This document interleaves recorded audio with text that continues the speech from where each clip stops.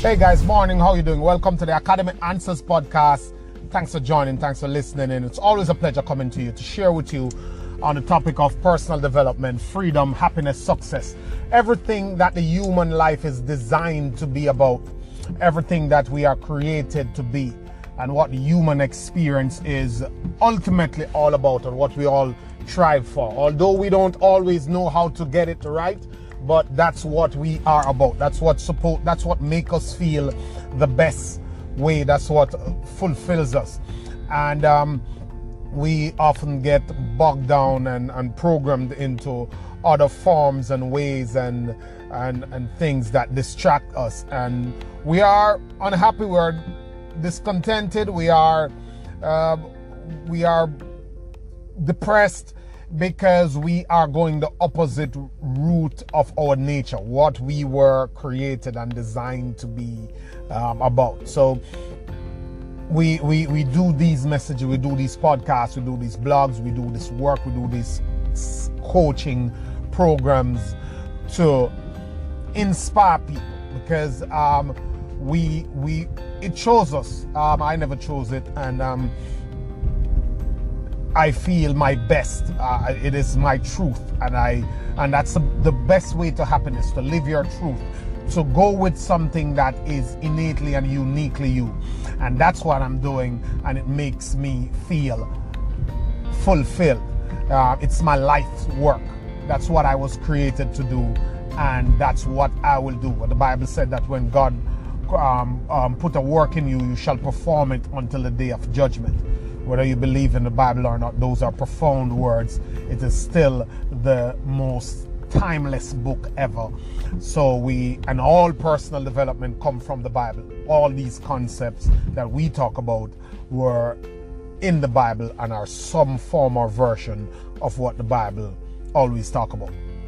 So what is it going to take? What does it mean to have blinkers on? And it will take blinkers. That's our question this morning. What exactly will it take? And there are many spins and angles that we could talk about when it comes on to what will it take for you to design to live the life you want. I was in a store the other day, and I got talking to a lady, and she said, we're talking about Christmas and gifts, and she was talking about her children, and she says they are doing good work. She said one is a paramedic, one is doing this charity for kids, and she's raising a lot of money, and she's doing good stuff.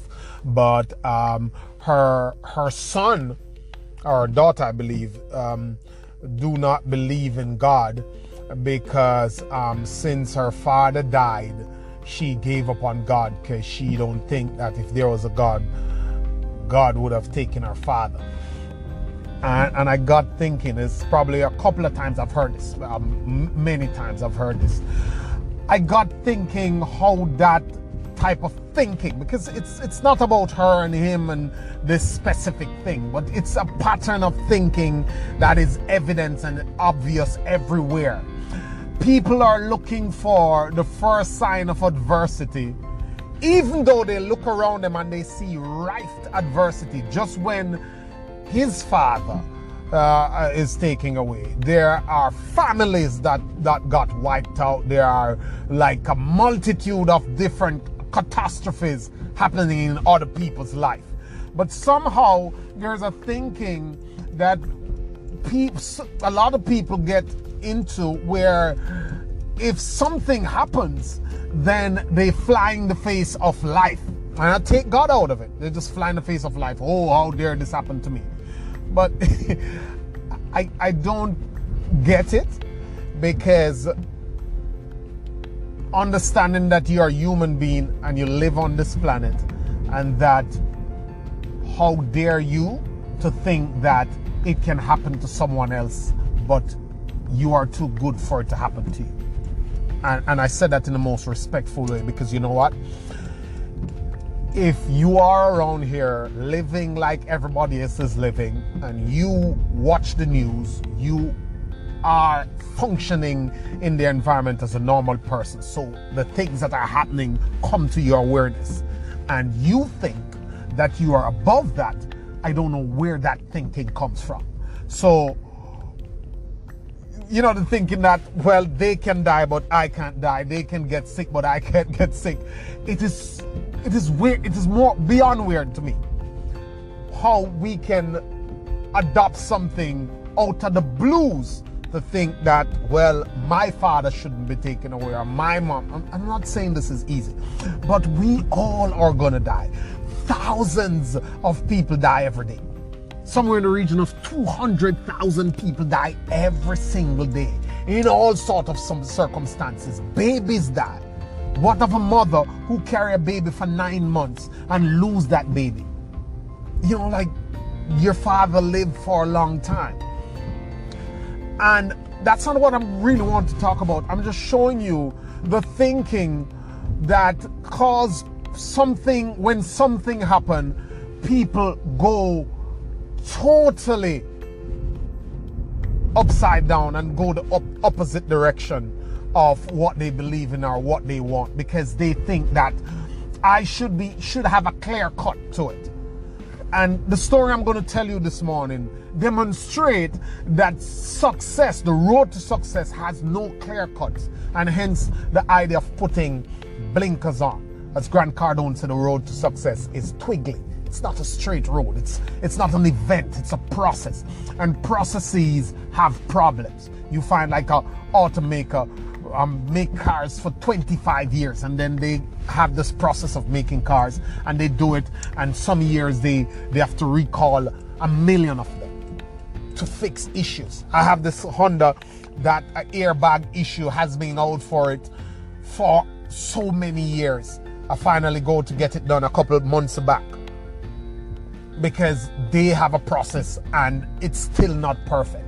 So there's this guy in the 30s who was going to school, auto mechanic school in the days, and he was elbow high in grease in the evenings because he was determined to make a piston ring in Japan for the Toyota Motor Company, huge motor company. And he was determined to do it. He spent 2 years around trying to perfect it, and thought that he got this right. So he left school, said to the guys, hey guys, I have this piston ring, it's all good, I'm gonna sell it to Toyota. Toyota rejected it. He said, no, we don't want it, it's not good. And after 2 years, he had to go back to school under the humiliation, and everybody was saying, how dare you think you can make this thing and sell it to this huge company? Who are you? You know, this is Toyota, you're just a boy in your garage trying to figure things out. Anyway, he never stopped there. He continued to try to raise some money to build a piston ring, and for another 2 years, while going to school, he was working on this piston ring. 2 years after, Toyota accepted the piston ring, and now he had to try to figure out how to build a factory to process these piston rings to meet the demands that Toyota is going to make for it. It so happened that this was around the 40s, and there was a shortage of cement because Japan was preparing for the Second World War that started somewhere in 44, 46. So no, cement was short. He couldn't get anything to make. He couldn't get enough to make this factory. Somehow he got creative. He called up a bunch of guys that got innovative, and they found a way to make some form of asphalt that was able to build his factories. Anyhow, those factories were completed roundabout when the bombs started to drop on Japan in the Second World War, and a great portion of his factory was decimated by bombs. While his factories were being destroyed, he was saying to his staff, look man, we got to go and get these tanks from the American aircraft, because they're made of materials that could revolutionize my piston business and help in my process. So all this time, his factories were being decimated, and he was looking out. His mind was on the fact that the thing that was destroying him and his country was valuable for him to get these empty tanks that the fighter jets were throwing from the sky when they were empty, and he was trying to get them to put in his process. Do you see that type of mindset? Anyway, he was doing this, and he managed to accumulate these things. Anyway, after the Second World War, even though he could get these material to build his piston ring, there was a shortage of gas. So the car industry was on a decline. Nobody was doing that, buying cars, and cars weren't the thing because there was no gas anywhere. Broke in his house, wooden shack, trying to figure it out. He looked around and he saw, while he was, well, I tell you one more, while he was getting these materials, trying to rebuild his factory, a earthquake came and destroyed his factory again in the same breath. Anyway, that took us to, that's supposed to be inserted. That took us to the point where, in the story where now, he was sitting there trying to build back a car, trying to build back piston for the car industry. However, the car industry was on a decline because there was no gas. So nobody could drive cars, for the most part. Anyway, so he was in his garage looking around. He saw this motor, and it's this motor as small as the ones that you could use to do lawnmowers. And he decided that, what if I connect this to his bicycle? So in order to go to the market to get food and to move around, and then as an inventor, he connected the motor and figured out how to power his bicycle. Now that was using a significant less gas than a car would use. So he was using this, getting to the market, and people were amazed, and they're saying like, hey, how can we do more of this thing? How can we mass produce this thing? You know, people wanted to buy it. So whatever little money he could scrap together, he scrapped it together, and he made a production run. However, it didn't go down well.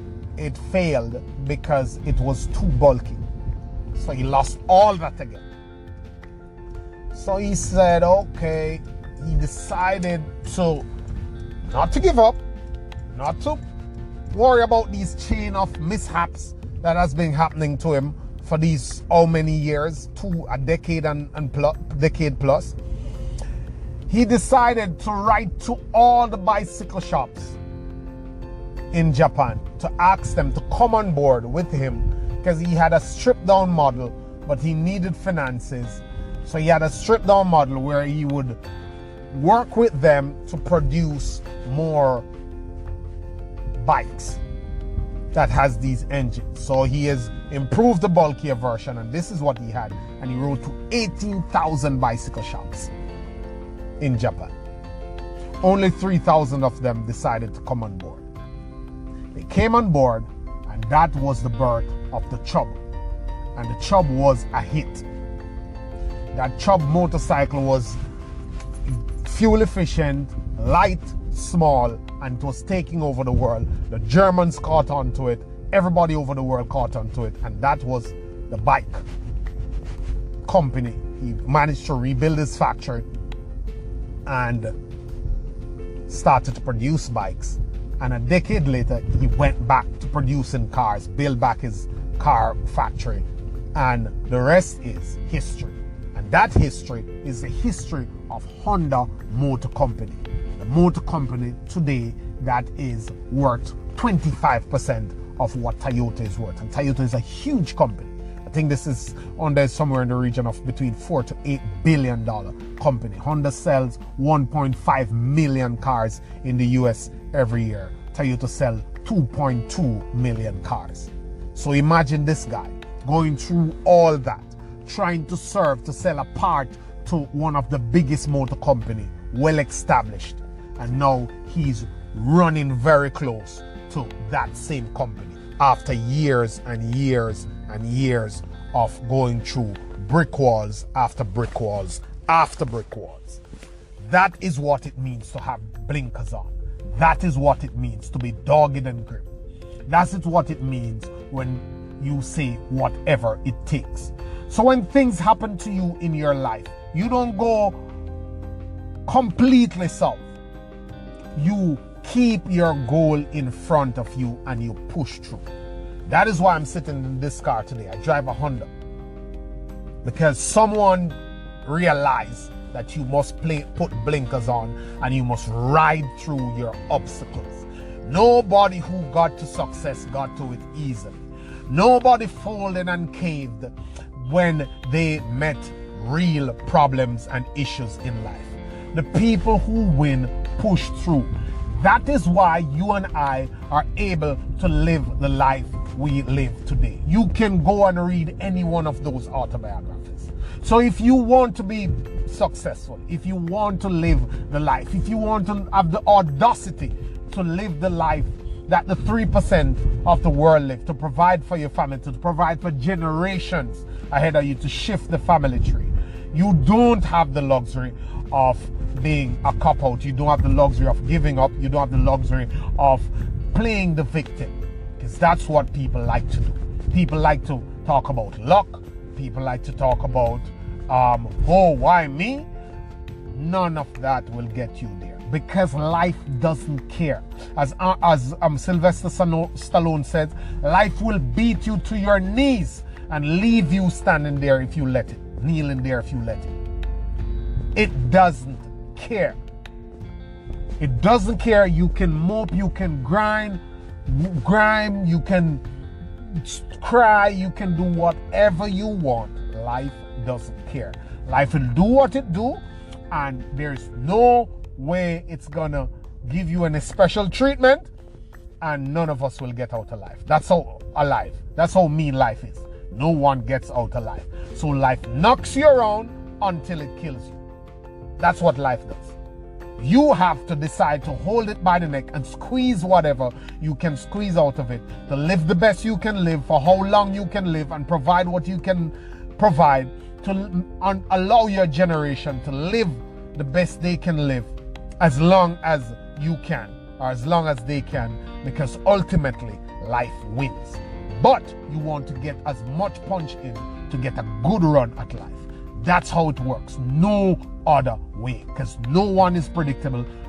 No one can predict life. No one has the jump on life. Absolutely no one has the jump on life. So whatever you manage to get out of it will be predicated on how willing you are to do whatever it takes. Your persistence, your determination, your dog. That's what it is. Nothing else, because life wins ultimately. The part that you get, the punches that you get in, you have to go for them, and you have to go for them with all you have. Whether you get it or not, life doesn't care. So that's what it means to put your blinkers on. That's what it means to do whatever it takes.